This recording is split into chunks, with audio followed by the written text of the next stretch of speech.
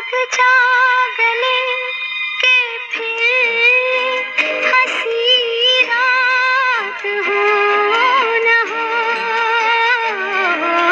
शायद फिर से जन्म में मुलाकात हो न हो। आहा हा हा हा हा हा हा, मधुर कर्णप्रिय। नमस्कार दोस्तों, मैं हूं पंकज त्यागी और ज़िक्र सिनेमा की इस कड़ी में ज़िक्र होगा उनका जो हिंदी फिल्मों में अपनी बेहतरीन गज़ल कंपोजिशन के लिए जाने जाते हैं, जिन्हें गज़ल का बादशाह कहा जाता था। जी हाँ, वो हैं जाने माने संगीतकार मदन मोहन। आज की पीढ़ी उन्हें जानती है 2004 की फिल्म वीर ज़ारा की बेहतरीन कंपोजिशन की वजह से। वीर ज़ारा उनकी मृत्यु के 29 वर्ष बाद रिलीज़ हुई। वो तो भला हो यश चोपड़ा और मदन मोहन जी के बेटे संजीव कोहली का, जिनके प्रयासों से मदन जी की ऐसी बेमिसाल धुनों से हम परिचित हो सके। मिसाल उसकी क्या देगा ज़माना, जिसे खुदा भी खुद लाजवाब कहता है। वो वाकई सभी मिसालों से परे थे। मदन मोहन कोहली उनका सरनेम था। मदन मोहन जी का जन्म 25 जून 1924 को इराक में हुआ था। उनके पिता राय बहादुर चुन्नीलाल कोहली उस समय वहाँ कार्यरत थे। हम संगीत प्रेमियों की खुशकिस्मती थी कि यह परिवार जल्द ही भारत लौट आया। मदन मोहन जी ने लाहौर में बहुत कम समय के लिए क्लासिकल म्यूज़िक सीखा। इसे संगीत की बाकायदा ट्रेनिंग तो नहीं कहा जा सकता था। मदन जी का परिवार अच्छा खासा अमीर था। कुछ समय तक ये आर्मी में रहे, लेकिन संगीत के सुरों के शौकीन मदन मोहन जी को गोलियों की आवाज़ रास नहीं आई और आर्मी को उन्होंने जल्द ही अलविदा कह दिया। फिर 1946 में ये ऑल इंडिया रेडियो लखनऊ से जुड़े। यहाँ ये संगीत की बड़ी हस्तियों के संपर्क में आए, जिनमें प्रमुख थे मल्लिकाए गज़ल बेगम अख्तर और तलत महमूद। शायद गज़लों से इनके प्रेम का अंकुर भी यहीं फूटा होगा। बर्क तुमने गज़ल ये खूब कही, लखनऊ की ज़ुबान हो गोया। लखनवी तहज़ीब और ज़बान की मिठास इनकी शख्सियत का हिस्सा बन गई। लखनऊ में उनका प्रवास एक तरह से अप्रेंटिसशिप की तरह था। फिर वे जल्द ही मुंबई पहुँचे। वहाँ पहले तो उन्होंने कुछ गीत गाए, एस.डी. बर्मन को भी असिस्ट किया और फिर 1950-51 में संगीतकार के रूप में इनकी पहली फिल्म आँखें आई। शुरुआत तो खैर इनकी साधारण ही रही, लेकिन इन्हें तो लंबी रेस का घोड़ा बनना था और खरामा खरामा मदन जी ने अपने संगीत का स्टाइल एक्सप्लोर कर ही लिया। फिर ऐसे अमर संगीत का सृजन इन्होंने किया जो आज भी संगीत प्रेमियों के कानों में रस घोल रहा है। गज़लों की मौसीकी में तो इन्हें महारत हासिल थी। 50 के दशक के उत्तरार्ध और 60 के दशक की फिल्मों की किसी कर्णप्रिय गज़ल के बारे में अगर आप सोचेंगे तो 90% संभावना है कि उसमें संगीत मदन मोहन जी का ही होगा।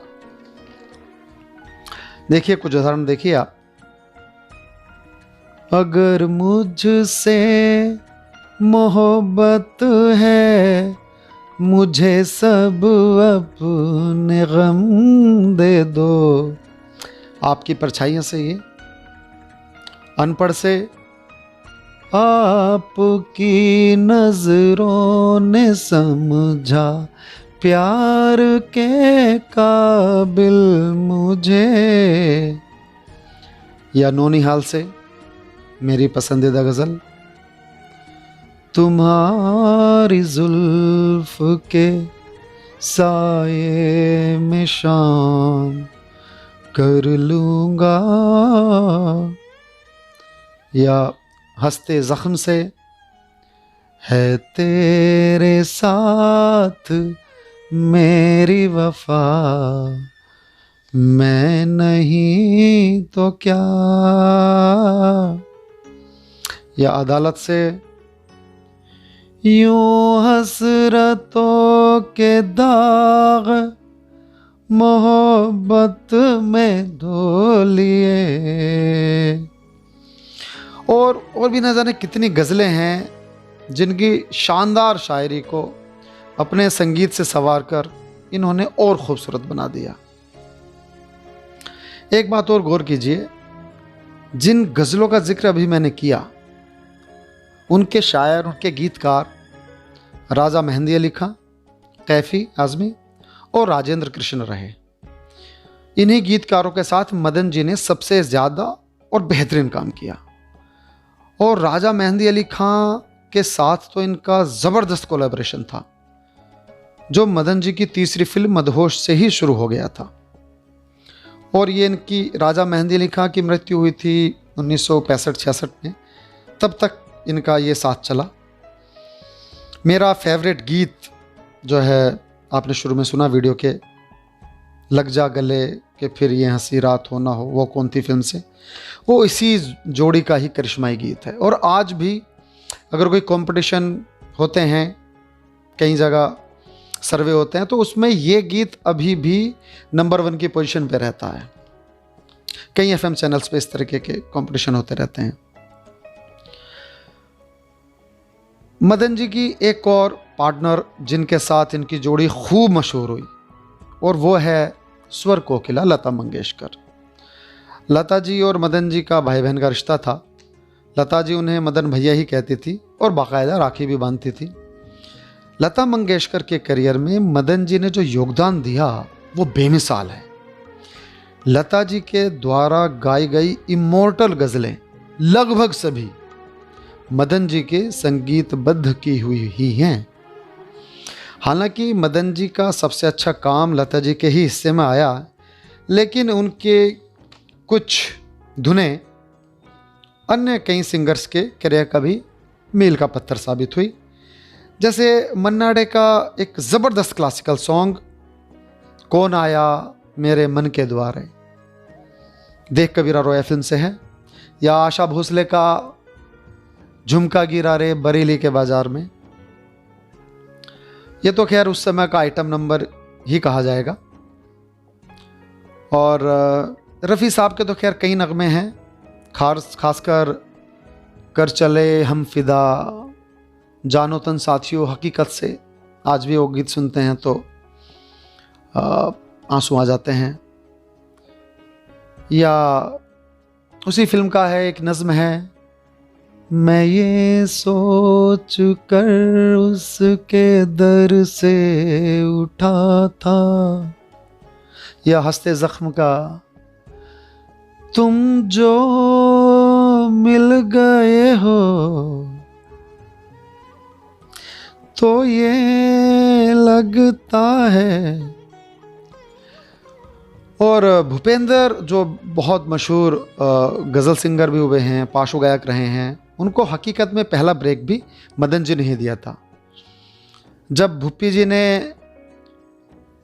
ये गीत है हकीकत का ही, हो के मजबूर मुझे उसने भुलाया होगा, इस गीत में उन्होंने आवाज़ भी दी थी। और आपको सुनकर आश्चर्य होगा कि अभिनय भी इस फिल्म में उन्होंने किया था। चेतनानंद ने उनको कास्ट किया था एक रोल के लिए।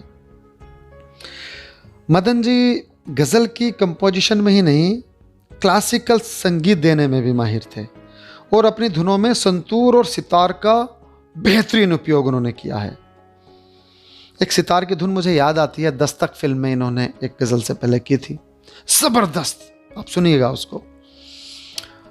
उनके दो गीत जो मुझे बहुत प्रिय हैं और जिनका मैं ख़ास तौर से जिक्र करना चाहूँगा, दोनों का स्टाइल एक जैसा है, और ये दोनों गीत फुसफुसाहट यानी विस्परिंग साउंड में हैं। जैसे दस्तक का गीत है, तुमसे कहूँ एक बात, या हीर रांझा फिल्म से है, मेरी दुनिया में तुम आई, क्या क्या अपने साथ लिए। सुनिएगा, मज़ा आ जाएगा। हिंदी फिल्म इंडस्ट्री में खेमेबाजी शुरू से ही होती रही है। मदन जी किसी खेमे में नहीं थे, इसका उन्हें नुकसान भी हुआ। बड़े फिल्मकार अपनी फिल्मों में अपनी टीम के लोगों को ही लेते थे। हालांकि कुछ हद तक चेतन आनंद और राज खोसला ने इनको अपनी फिल्मों में रिपीट किया और बाद में गुलजार ने भी अपनी 2 फिल्मों में इनको लिया, कोशिश और मौसम में। मदन जी को इसका नुकसान, खेमाबंदी का नुकसान अवार्ड के मामले में भी हुआ। उन्हें जब वो कौन थी के अप्रतिम गीत लग जा गले कि फिर ये हंसी रात हो ना हो के लिए जब फिल्म फेयर अवार्ड नहीं मिला तो ये बहुत टूट गए थे। भाई ऐसे गीत के लिए अगर किसी को अवार्ड नहीं मिलेगा तो टूटना तो लाजमी है। तब लता मंगेशकर ने इन्हें फ़ोन करके कहा था कि मदन भैया मेरे लिए तो यह गीत ही विनर है। तो मदन जी ने कहा मुझे लता मंगेशकर ने अवार्ड दे दिया और क्या चाहिए। हालांकि बाद में दस्तक के लिए इन्हें बेस्ट म्यूज़िक का एक नेशनल अवार्ड मिला, जो एकमात्र इनके जीवन का बड़ा अवार्ड है। एक बात और आपसे शेयर करूंगा कि इनके गीतों के इंटरल्यूड और प्रील्यूड भी गजब होते थे। जैसे ये दुनिया ये महफिल मेरे काम की नहीं, इसका इंटरल्यूड, ये हीर रांझा का गीत है, इसका इंटरल्यूड सुनिएगा। अब इंटरल्यूड ही एक गीत की तरह लगता है। या हंसते जख्म का गीत तुम जो मिल गए हो, उसका इंटरल्यूड सुनिएगा। और अंतरे और मुखड़े की धुनें 2 बिल्कुल मुख्तलिफ धुनें हैं। ऐसा लगता है कि जैसा आप 3 अलग अलग गीत सुने हो, उन्होंने 3 धुनें उसके लिए अलग से तैयार की हों। ओके, जहां आरा का एक गीत है, ऐ सनम आज ये कसम खाएं, इसका जो प्रील्यूड है वो बहुत लंबा है, आप सुनिएगा, और बहुत कर्णप्रिय है। तो ये तो एक विविध भारती पे कार्यक्रम आया करता था, मन भावन गीत, उसी सिग्नेचर ट्यून रही है।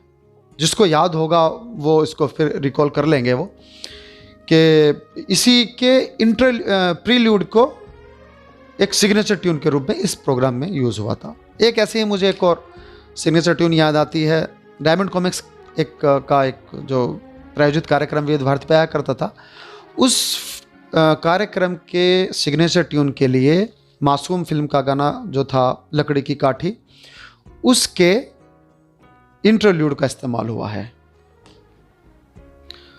और मदन जी पे वापस आते हैं। ये भी कहा जाता है कि मौसम फिल्म का जो गीत है, दिल ढूंढता है फिर वही फुर्सत के रात दिन, इसके लिए मदन जी ने 10 धुनें बनाई थी। इतना ज़बरदस्त उनका रेंज था।